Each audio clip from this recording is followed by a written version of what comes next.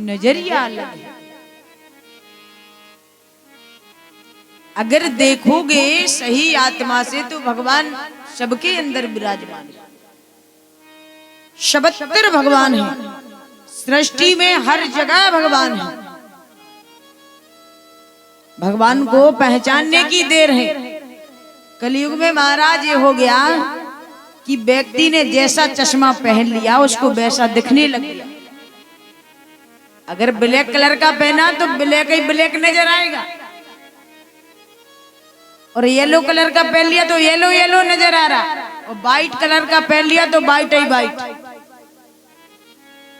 इसलिए जैसा चश्मा लगा लिया वैसा ही नजर आ रहा। अगर आपने भक्ति का चश्मा पहन रखा तो हर जगह भगवान नजर आएंगे, और अगर आपने बुरा चश्मा लगा रखा तो बुरे ही बुरे नजर आएंगे। सब बुरे हैं, कोई अच्छा नहीं है।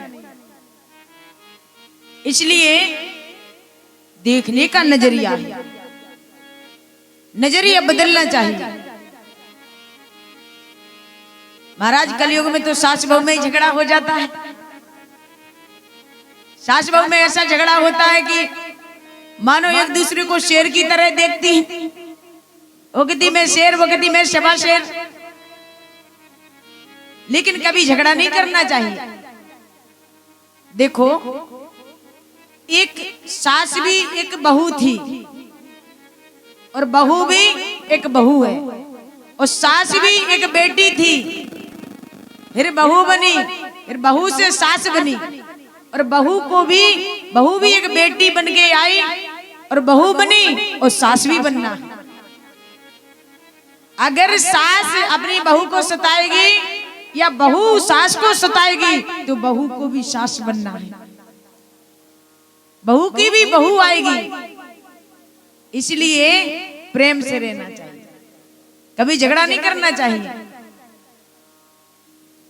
क्यों?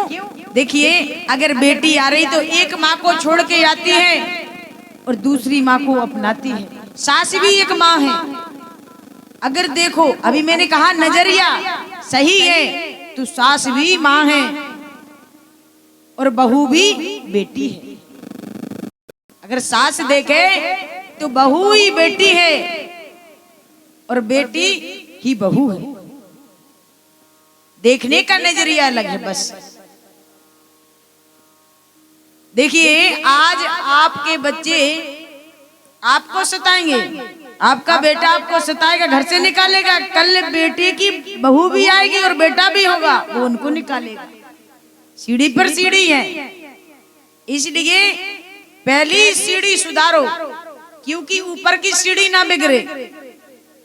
जब हम पहली सीढ़ी अच्छे से सुधार लेंगे तो ऊपर वाली सीढ़ी नहीं बिगड़ेगी। देखिए, एक सास बहू थे, बहुत झगड़ा होता था सास बहू में। इतना झगड़ा, वो कहती थी मैं सवा शेर।